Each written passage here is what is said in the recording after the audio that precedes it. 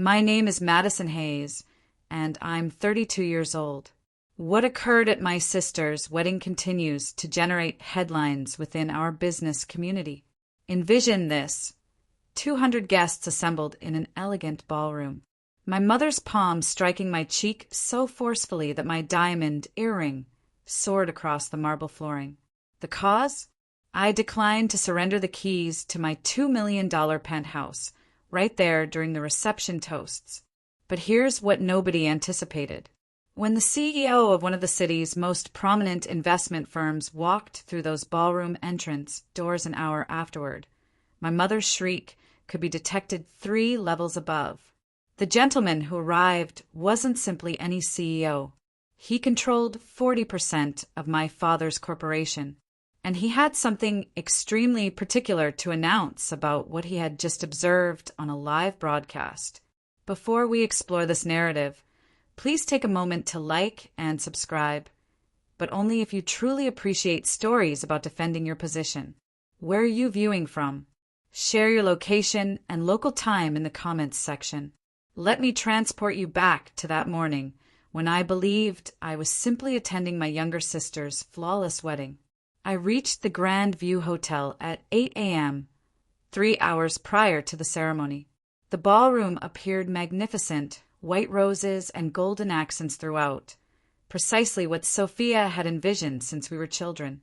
I'd contributed $50,000 to make this occasion perfect for her, though nobody would ever acknowledge that. "Madison, at last," my mother declared, examining me from head to toe. "That outfit, couldn't you have selected something more feminine? You appear like you're headed to a board meeting, not your sister's wedding." I smoothed my navy silk dress. Sophisticated, suitable, and yes, probably something I'd wear to the office. "Good morning to you, too, Mom." "Sophia appears absolutely luminous in her gown," she continued, not even recognizing my greeting. "A proper bride. You should witness how she radiates." The comparison wasn't novel. For 32 years, I'd been the daughter who was too driven, too self-reliant, too masculine in my decisions. Sophia was the princess. Sweet, conventional, everything our parents desired in a daughter. "Madison, can you review the seating arrangements?" Dad shouted, "But don't restructure everything like you constantly do." I held my tongue. The seating chart was chaos with divorced couples positioned together and business competitors at the same table. But mentioning that would just make me the troublesome one again. What they didn't realize, what I'd never revealed to them, was that I wasn't just some middle manager at a random corporation. I was vice president of development at Hayes Capital, supervising our entire Asia-Pacific expansion. But in this family, that accomplishment would somehow transform into another shortcoming. Too career-oriented, too independent, too much resembling the son they never had. "Certainly, Dad," I replied, maintaining my voice steady. "I'll ensure everything's flawless for Sophia." "Family comes first, Madison," Dad stated, appearing beside me as I corrected a tilted centerpiece.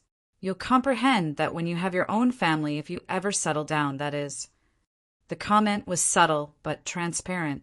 At 32, my unmarried condition was apparently a greater failure than any professional achievement could compensate. "Richard, leave her alone," Aunt Patricia remarked, though her tone indicated amusement rather than protection.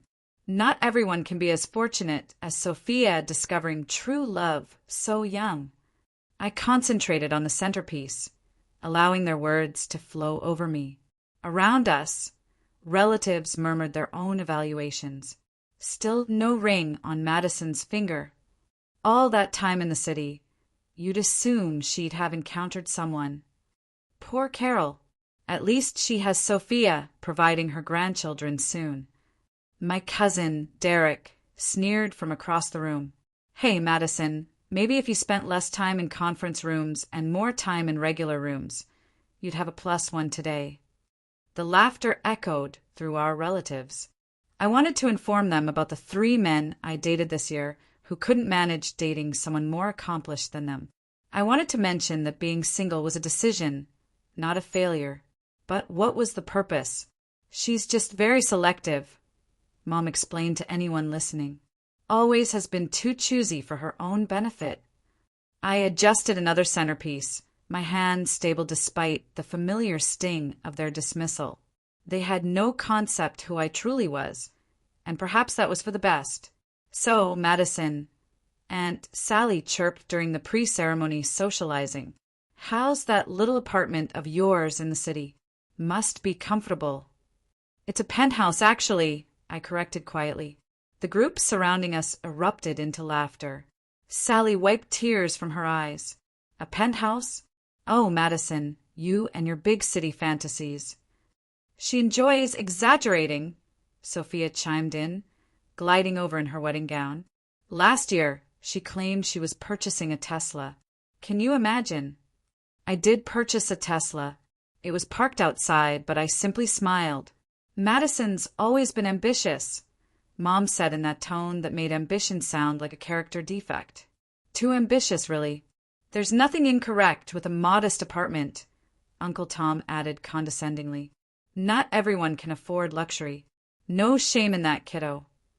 My phone buzzed with a notification from my building's concierge about tomorrow's delivery to my 4,500 square foot penthouse on the 45th floor. The one with floor-to-ceiling windows overlooking the entire city. The one I'd paid for in cash after finalizing the Singapore deal. I could have shown them the photographs, could have pulled up the virtual tour I had saved, could have mentioned the feature in Architectural Digest last month. But what would that demonstrate? That I needed their validation. You're correct, Uncle Tom, I said instead. There's no shame in living within your means. Sophia laughed, that tinkling sound she'd perfected. See, Madison's learning to be more realistic. Finally, the irony was almost poetic. Standing alone by the window, I observed the city skyline where my penthouse towered above everything else. 10 years. That's how long it had taken to construct my career from entry-level analyst to VP. 10 years of 80-hour weeks, red-eye flights, and deals that made headlines in the Financial Times. That penthouse wasn't merely property. It was evidence. Evidence that the girl they dismissed had succeeded. Evidence that I didn't need their approval or their money or their connections. Every square foot was paid for with my own achievement. If I gave it to Sophia, just handed over the keys like some party favor, what would that make me? The perpetual backup plan, the family ATM who existed only to supplement their golden child's happiness. I thought about the nights I'd fallen asleep at my desk working on proposals that would eventually generate millions for the company. The promotions I'd earned while they were planning Sophia's engagement parties. The respect I commanded in boardrooms across 3 continents. None of that mattered here. To them, I was just Madison. Too masculine, too career-focused, too difficult. And if I gave in now, if I surrendered the one thing that symbolized my independence, I'd be confirming everything they believed about my place in this family. My phone screen illuminated with a photograph from my assistant, the view from my penthouse this morning. Sun rising over the city, golden light flooding through those massive windows. She'd added a caption, "Your sanctuary awaits your return, boss." Sanctuary. That's precisely what it was. The one place where I wasn't someone's disappointing daughter or overshadowed sister. Where I was simply Madison Hayes, the woman who'd built something extraordinary entirely on her own. I couldn't surrender that. Not even for family peace. "Our Sophia," I heard Mom telling a group of guests, her voice carrying across the ballroom. "She's everything a mother could desire. So graceful, so caring. Did you know she volunteers at the Children's Hospital? And now she'll be such a wonderful wife." The guests cooed appropriately. Mom stood there glowing with pride, listing Sophia's accomplishments. Her teaching degree, her perfect engagement, her charity work. Not once did my name cross her lips. I'd transferred $50,000 to their account 3 months ago when Dad mentioned the wedding was becoming expensive. I'd used my connections to get Sophia's wedding featured in the city's most prestigious bridal magazine. I'd even arranged for their honeymoon, suite upgrade, through my hotel points. Invisible. That's what I was. The family ghost who materialized only when they needed something. Such a beautiful family, someone said. You must be so proud of your daughter. Oh, we are, Dad replied, his arm around Mom. Sophia's made us so happy. Daughter, singular, as if they only had one. I turned away, but then I heard it. Dad's voice lowered, but not enough. After the toast, he whispered to Mom, we'll make the announcement about the penthouse. You're sure Madison will agree? Mom whispered back. She won't have a choice. Not in front of everyone. She's too proud to make a scene at her sister's wedding. My blood chilled. They'd planned this. It wasn't a spontaneous gesture of generosity. It was an ambush designed to corner me, using social pressure and familial obligation. Besides, Mom added, what does she need a penthouse for? It's not like she has a family to fill it. The casual cruelty of it knocked the breath from my lungs, but it also crystallized something. I wasn't going to play their game. If you've ever felt invisible in your own family, like your achievements don't matter unless they fit someone else's narrative, type I see you in the comments below. I see you and your success matters, even if they don't acknowledge it. What's coming next is the moment everything changed, when private family dynamics exploded into public humiliation. Don't forget to subscribe and hit the notification bell for more stories about setting boundaries and choosing self-respect over family approval. Also, let me know where you're watching from. I love connecting with people who understand that sometimes the hardest battles are with the people who should support us most. The reception was in full swing when Dad stood up, tapping a champagne glass with a spoon. The band ceased playing. 200 guests turned their attention to him. Before we continue celebrating, he began, his voice echoing through the microphone. Carol, and I want to give Sophia and Brian something special. My stomach plummeted. They were actually doing this. As you all know, family means everything to us, Dad continued, beaming at the crowd. And there's nothing we wouldn't do for our children's happiness. Children's, plural. But his gaze was locked on Sophia. That's why we're delighted to announce that Madison has graciously agreed to give Sophia her city penthouse as a wedding gift. The room burst into applause. Sophia pressed her hands to her chest in practiced surprise, though the slight smile dancing at her lips told me she'd known all along. Brian wrapped his arm around her, beaming. Oh my God, Madison! Sophia gushed into her own microphone. Are you serious? The penthouse. Every eye in the room turned to me. I stood frozen, champagne glass in hand, my mind racing. They'd orchestrated this flawlessly. The announcement, Sophia's response, the public setting that made refusal seem monstrous.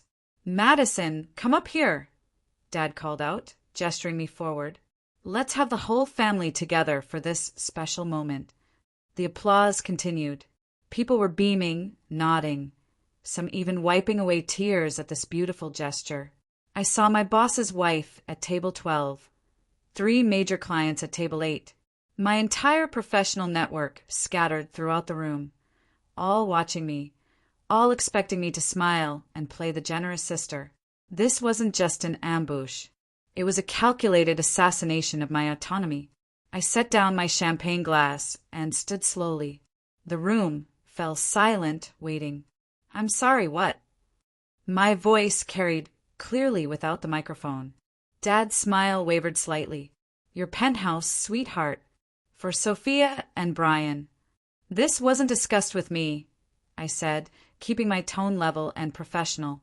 A ripple of whispers crossed the room. Dad's face reddened. Don't be selfish on your sister's day, he said, still holding the microphone, ensuring everyone heard his words. Dad, this is inappropriate. We can discuss this privately. There's nothing to discuss. Mom grabbed the microphone from Dad. It's a wedding gift from the family. It's my property, I stated simply, and I haven't agreed to anything. The whispers grew louder. I heard fragments. How could she? On her sister's wedding day. So selfish. Sophia's eyes welled with perfectly timed tears. Madison, I thought you'd want me to be happy. Your happiness doesn't require my home, Sophia. It's just property, Dad boomed. You can buy another one. Then you buy her one, I replied. Gasps echoed through the ballroom. Someone at table 3 actually clutched their pearls. The wedding photographer kept shooting, his camera clicking rapidly. Madison, please, Brian interjected, trying to play peacemaker. We'd take such good care of it. I'm sure you would, but the penthouse is not available. Mom's face had turned an alarming shade of purple. Dad looked like he might have a stroke. And Sophia's mask of sweetness was cracking, revealing something uglier underneath. Come on, Madison, Aunt Sally called out. It's family. You don't even have a family to fill it, Uncle Tom added. Sophia needs it more. She's getting married, starting a life, someone else chimed in. What do you need all that space for? The pressure mounted from every direction.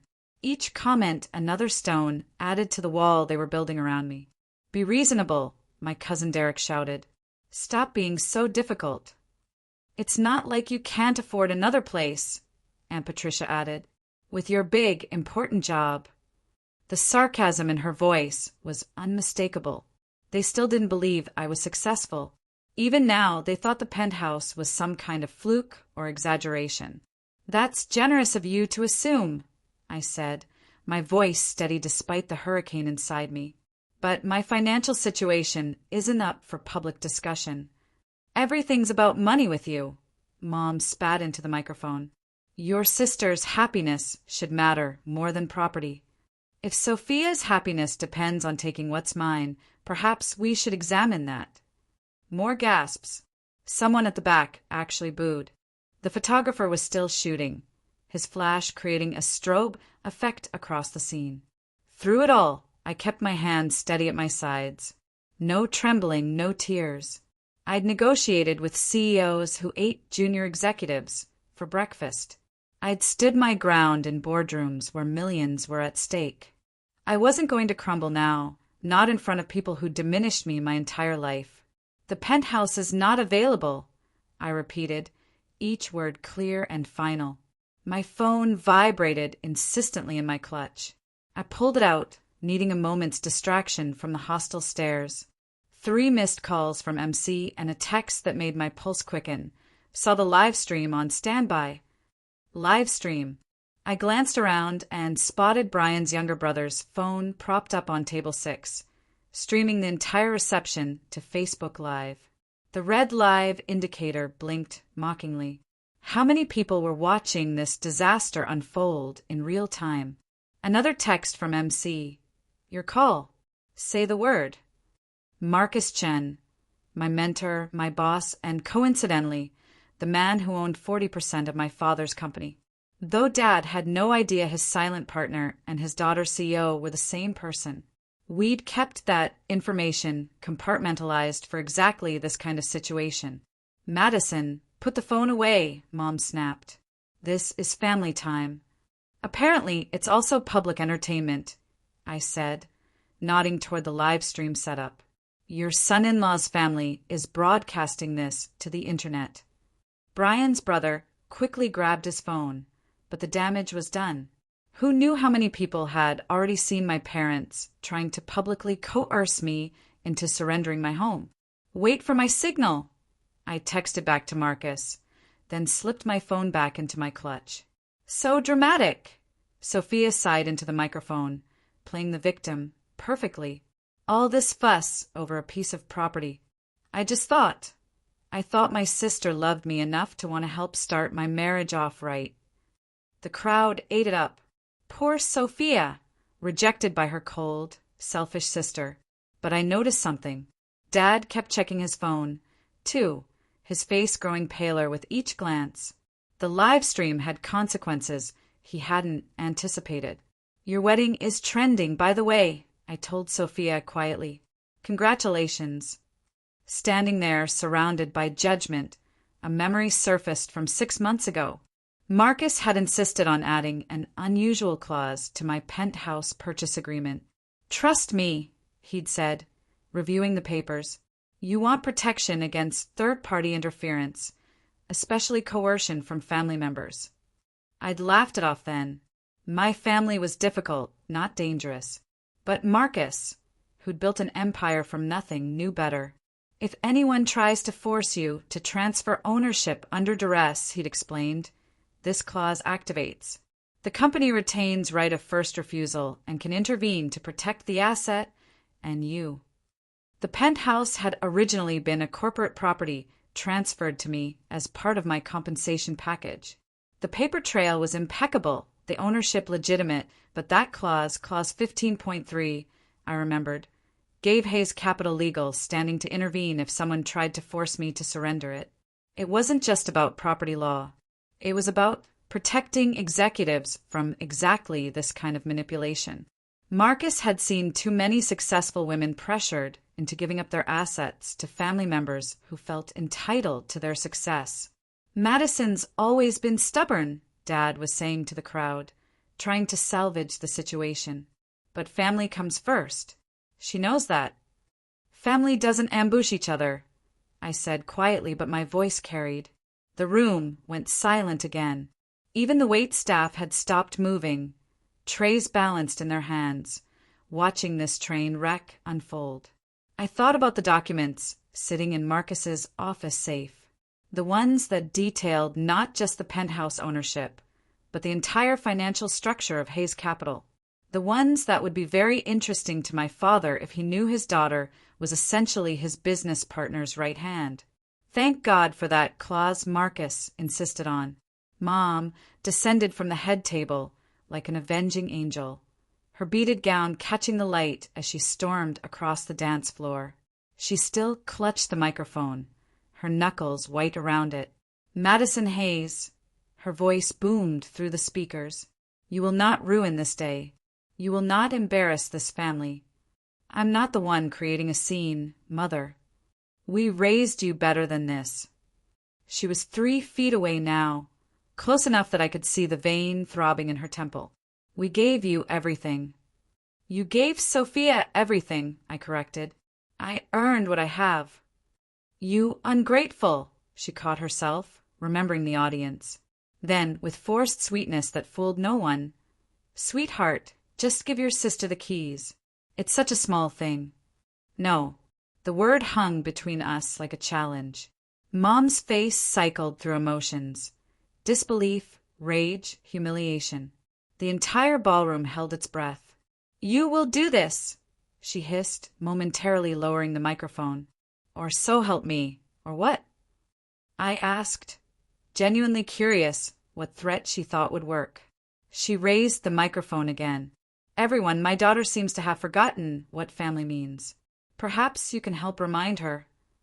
The crowd stirred uncomfortably. Some people called out support for Sophia, but others had gone quiet, sensing this had crossed a line. "Give your sister the keys."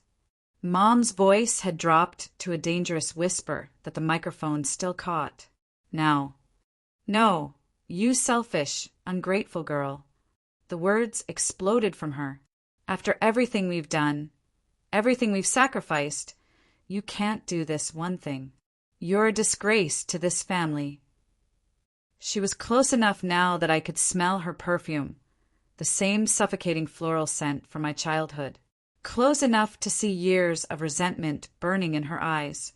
The slap came without warning. Mom's hand connected with my cheek with such force that my head snapped to the side. The crack echoed through the ballroom's perfect acoustics, amplified by the microphone she still held. My diamond earring, a gift to myself after closing the Singapore deal, flew off, arcing through the air in what seemed like slow motion before hitting the marble floor with a delicate ping. 200 guests gasped in unison. Then silence. Complete, absolute silence. The kind that makes your ears ring. The kind that makes every heartbeat sound like thunder. I stood perfectly still, my cheek burning, feeling the heat spread across my face. The photographer's camera had stopped clicking. The wait staff stood frozen. Even the children at table 15 had gone quiet.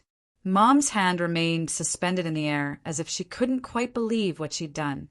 The microphone in her other hand picked up her ragged breathing. I could see everything reflected in the mirrored walls. My reddening cheek, Mom's shocked face, Dad half standing from his chair, Sophia with her hands pressed to her mouth in what might have been genuine surprise. Brian's brother had his phone up again, capturing everything. The earring lay on the white marble, its diamonds catching the chandelier light maybe 10 feet away. Such a small thing, but somehow it felt like the most important object in the room. I didn't move, didn't speak, didn't even bring my hand to my burning cheek. I just stood there, letting the silence say everything that needed to be said. Slowly, deliberately, I walked to where my earring lay on the marble floor. My heels clicked in the silence, each step echoing through the ballroom. I bent down, picked up the earring, and carefully put it back on. The simple action took maybe 30 seconds. It felt like 30 years. I straightened, smoothed my dress, and looked directly at my mother. She'd lowered her hand, but still gripped the microphone, her face a mixture of defiance and dawning horror. "Excuse me," I said, my voice perfectly steady. Then I turned to the head table. "Congratulations, Sophia. I hope your marriage brings you joy." I picked up my clutch from my table and walked toward the exit, not rushing, not running, just walking with the same measured pace I used when leaving board meetings. "Madison," Dad called out. "Madison, wait." I didn't stop, didn't turn around. Behind me, the ballroom erupted in chaos, voices rising, chairs scraping, someone crying, but I kept walking. The moment I cleared the ballroom doors, I pulled out my phone and hit Marcus's number. He answered on the first ring. "Madison." "Green light," I said simply. "Understood. How long do I have?" "Give me 45 minutes to get home." "Are you okay?" I touched my still burning cheek. "Execute the contingency. Marcus already mobilizing the legal team." "Madison, yes." "Now I meant, are you hurt?" "Nothing that won't heal," I said, entering the elevator. "But Marcus, make sure you bring the shareholder agreement, the one Dad never actually read." "With pleasure." I ended the call as the elevator doors closed, leaving my family's chaos behind.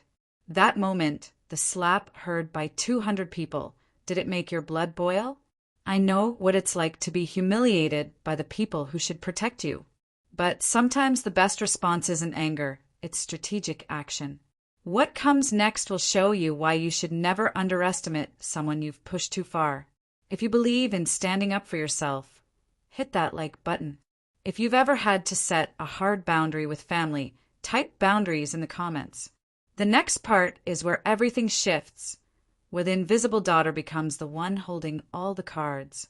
45 minutes later, I was in my penthouse, ice pack against my cheek, when my phone buzzed with a text from Marcus. "Entering the building now." I changed into jeans and a soft sweater. Armor wasn't needed anymore. The battle was already won. They just didn't know it yet. My phone lit up with notifications. Brian's brother's live stream had been shared over 500 times. The slap was already a GIF. But I didn't care about internet fame. I cared about what was happening in that ballroom right now. Marcus texted again, walking in. "Richard just saw me." I could picture it perfectly. Marcus Chen in his $10,000 Armani suit, walking into that ballroom with his signature confidence. 2 lawyers flanking him, briefcases in hand.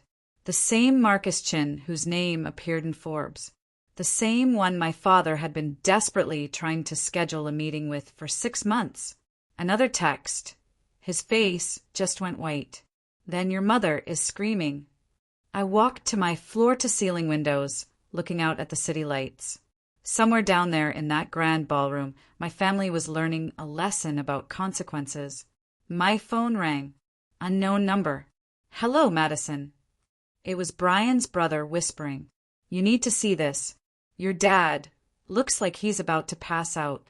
This Chinese guy in a suit just said your name, and something about partnership agreements. Your mom literally screamed when she saw him. Who is this guy? Someone who believes in protecting his investments, I said. Your dad keeps saying Mr. Chun over and over. Is this the Chen? The one who owns? I have to go, I said, ending the call. The city sparkled below, peaceful and oblivious. But in that ballroom, an empire was shifting. My phone rang again. This time it was Marcus. You're on speaker, he said. I'm here with your parents and their guests. I could hear the ballroom's stunned silence in the background. Richard, Marcus's voice carried that CEO authority that made board members squirm. I need to clarify something for everyone present. Madison Hayes is not just some employee at my company. She's our vice president of development, managing our entire Asia-Pacific expansion. I heard collective gasps through the phone. That's impossible, my father's voice, weak and confused. The Singapore deal that netted us $40 million? Madison led that. The Tokyo office that's now our most profitable branch? Madison built that from the ground up. The partnership with Samsung that your company desperately wanted a piece of? Madison negotiated every detail. You're lying, Mom's voice shrill and desperate. Mrs. Hayes, your daughter is one of the most valuable executives in this city. The penthouse you tried to take? It was part of her executive compensation package. A package that, I should mention, includes certain protections. What protections? Dad asked. The ones that activate when someone attempts to coerce her into surrendering corporate assets, which according to the live stream that's now been viewed 20,000 times is exactly what happened here tonight. 20,000 in less than an hour. Furthermore, Marcus continued, as someone who owns 40% of your company, Richard, I'm deeply concerned about the judgment you've displayed tonight, publicly attempting to steal from your own daughter, allowing your wife to assault her. This raises serious questions about your leadership. You can't. This is family business, Dad sputtered. The moment you made it public, you made it my business. Madison, are you still there? I'm here, I said clearly. Would you like to press charges for assault? The ballroom held its breath. Let me explain something. Marcus's voice continued through the speaker. That live stream shows clear assault and attempted coercion. This triggers Clause 15.3 of our shareholder agreement. Richard, the one about moral turpitude and conduct unbecoming of leadership. What are you talking about? Dad's voice cracked. Page 47 of the agreement you signed 5 years ago. I can call an emergency board meeting within 24 hours. Given that I control 40% and the Jensen Trust controls another 15%, they're very interested in this situation. By the way, you do the math. I could hear papers rustling. Marcus was laying out documents on the head table. This is extortion, Mom shrieked. No, Mrs. Hayes. Extortion was demanding your daughter's property in front of 200 witnesses. This is consequence management. Madison, Dad's voice came through, pleading now. Tell him to stop. This is going too far. Too far. I finally spoke. Like slapping your daughter at a wedding wasn't too far. You can't destroy our family business over this. I'm not destroying anything, I said calmly. I'm protecting my assets and my dignity. Marcus is protecting his investment. If your behavior threatens that investment, that's on you. The video is everywhere, someone whispered in the background. It's on Twitter, Facebook. The local news picked it up. Here's what's going to happen, Marcus announced. Richard, you have 48 hours to issue a public apology to Madison. A real one, not some PR nonsense. You'll acknowledge her professional achievements and her right to her own property. Carol, you'll do the same, and you'll stay away from Madison permanently. Or what? Mom demanded. Or I exercise my options as a major shareholder. Your company needs my capital for the expansion project. Without it, you're looking at bankruptcy within 6 months. This is my daughter's wedding. Mom's voice had reached hysteria. You can't do this here. You're right, Marcus said smoothly. This isn't the time or place, which is why I'm giving you 48 hours to make this right. Madison's penthouse remains hers, untouched, uncontested.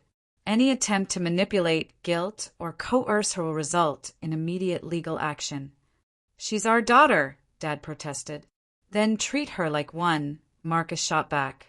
Not like an ATM or a resource to be plundered for your favorite child. I heard Sophia, sobbing dramatically. This is supposed to be my special day. It still is, Marcus replied. I'm leaving now.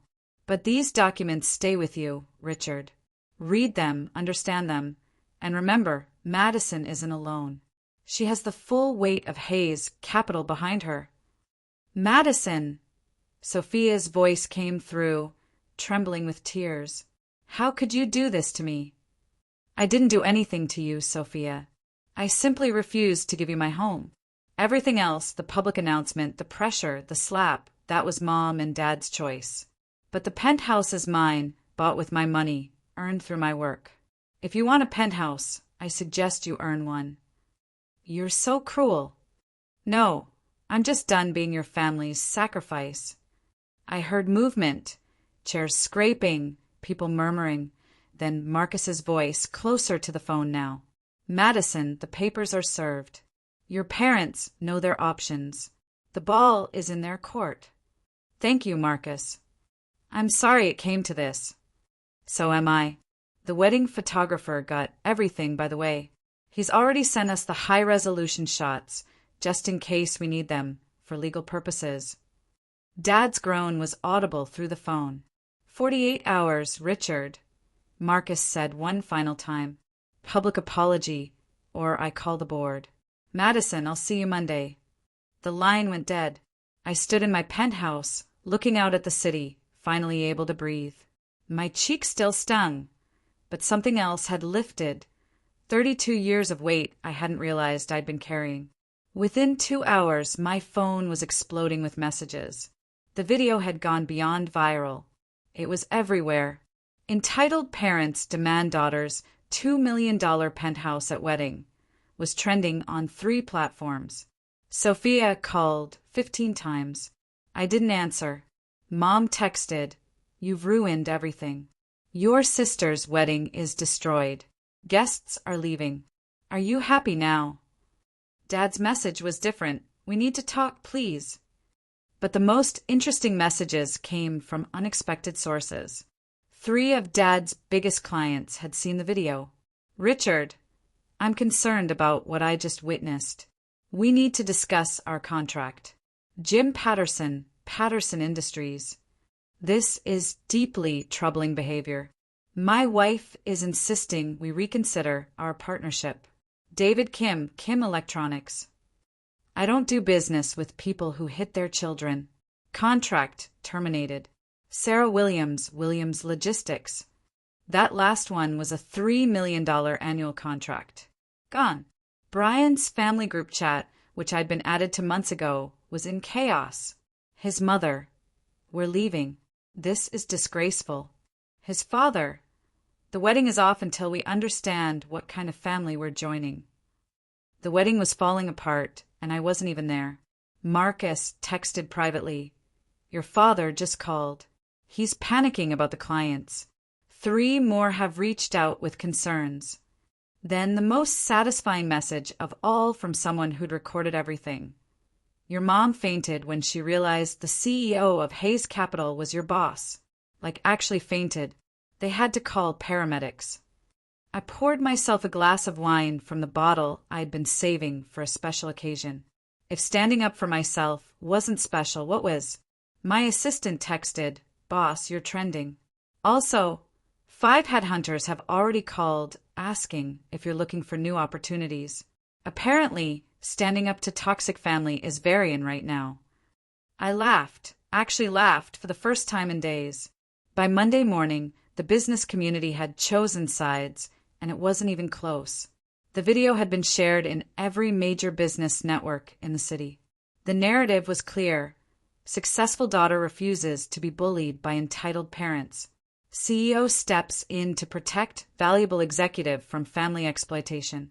Dad's company lost 6 contracts in total.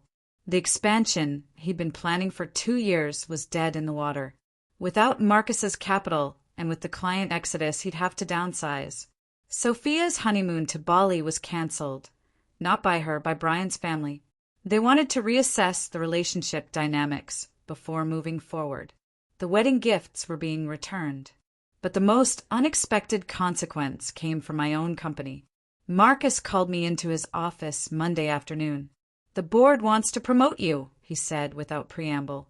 "Senior VP of Global Operations. The Asia-Pacific success, combined with how you handled the situation, they're impressed." I got slapped at a wedding. That impressed them. You stood your ground against massive social pressure.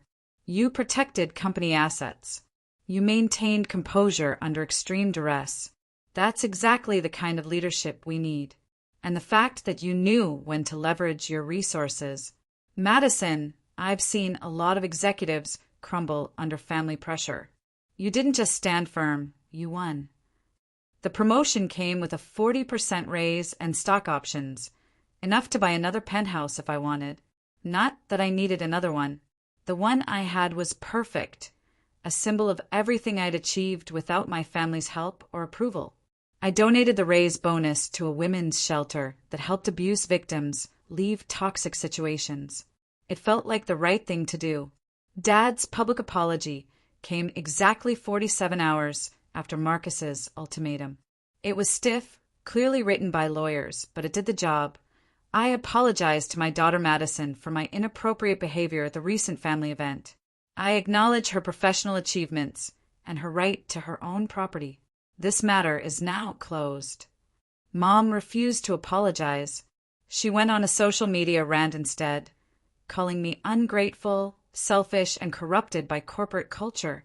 The rant was screenshot and shared thousands of times, usually with comments like, "I see where the problem started," and "narcissist mother spotted."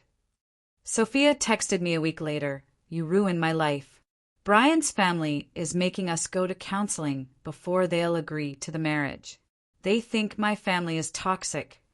"They're not wrong," I replied. "I hate you." "I know." The extended family split into camps. Some sided with my parents, saying family should come first. Others reached out privately, sharing their own stories of being the scapegoat, the ATM, the one who was never good enough. Cousin Derek messaged, "I'm sorry for what I said. I didn't know they treated you like that all the time. Aunt Patricia, your mother is my sister, but she was wrong. I'm proud of you for standing up." But the most surprising message came from Brian. I didn't know about the Penthouse ambush. I would have stopped it. Sophia needs to grow up, and maybe this is the wake-up call she needs. "I'm sorry about your mom hitting you. That was assault, plain and simple." At least someone in that family had sense. I changed the locks on my penthouse the next day. Building security was given a list of people who were permanently banned from the property. My parents' names were at the top. The doorman, James, who'd known me for 3 years, pulled me aside. "Miss Hayes, I saw the video. Good for you." My daughter went through something similar. Family isn't always family, you know. I knew. I blocked my immediate family on all social media platforms. No dramatic announcement, no explanation. Just quiet removal of their access to my life. My work became my focus. The promotion meant managing teams across 12 countries. I threw myself into it, building something meaningful without the weight of family expectations. Marcus became more than a boss. He became the mentor my father never was. "You know," he said over coffee one morning, "the best revenge is a life well lived without them." 3 months later, I got a text from an unknown number. It was a photo of Sophia's wedding gift, the one I'd sent after everything calmed down. A certificate for 6 months of family therapy sessions. "This is insulting," the message read. "It's necessary," I replied, then blocked that number too. My penthouse became what it was always meant to be, a sanctuary, a place where no one could demand, belittle, or diminish me. The floor-to-ceiling windows that looked out over the city reminded me daily that I'd built something they couldn't take away. Not for lack of trying, though. 6 months later, the dust had settled into a new reality. I was thriving. The senior VP position had led to a feature in Forbes 40 Under 40. The article mentioned nothing about the wedding incident, focusing instead on my innovative approaches to Asian market expansion. Dad's company had stabilized but never recovered its previous standing. He'd aged 10 years in 6 months. Through mutual business contacts, I heard he'd started therapy. Too little, too late, but at least it was something. Mom doubled down on her victim narrative, telling anyone who'd listen about her ungrateful daughter who chose money over family. Most people had seen the video. They knew better. Sophia's marriage to Brian lasted exactly 4 months. The counseling had revealed deeper issues: entitlement, inability to take responsibility, expecting others to provide for her. Brian's family had been right to be concerned. The divorce was quiet but final. She texted me once, "I hope you're happy. You got what you wanted." "I got what I earned," I replied. "There's a difference." The family I found at Hayes Capital became my real family. We celebrated wins together, supported each other through challenges, and never once did anyone demand I sacrifice my success for their comfort. Marcus and his wife invited me to their family dinners. His daughters, both in college, looked up to me. "You're proof we don't have to shrink ourselves for anyone," the older one said. That was worth more than any approval my birth family could have given. So, here's what I learned from that disaster of a wedding. Blood doesn't make you family, respect does. Success isn't something you owe to people who never supported your journey. And sometimes the most powerful thing you can say to toxic family is nothing at all. My penthouse remains mine. Every morning, I watch the sunrise through those floor-to-ceiling windows, coffee in hand, grateful for the peace I fought to protect. It's not just property. It's proof that I chose myself when everyone expected me to choose them. If you're struggling with family who demand more than they give, who take credit for successes they didn't support, who expect you to light yourself on fire to keep them warm, know this: your boundaries matter. Your success is yours. Your peace is worth more than their approval. You don't owe anyone your hard-earned achievements just because you share DNA. You don't have to accept disrespect in the name of family harmony. And you certainly don't have to tolerate abuse, whether it's physical like that slap or emotional like years of being treated as less than. The price of my freedom was high. I lost my birth family, but what I gained was worth it.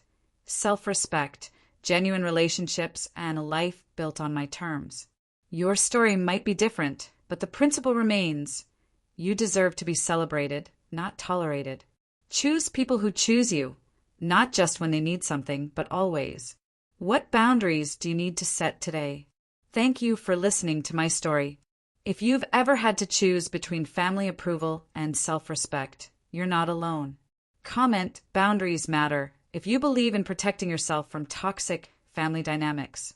Share this story with someone who needs to hear that it's okay to choose yourself. Subscribe and hit the notification bell for more stories about setting healthy boundaries and building chosen families. I'd love to know, are you Team Madison for standing my ground?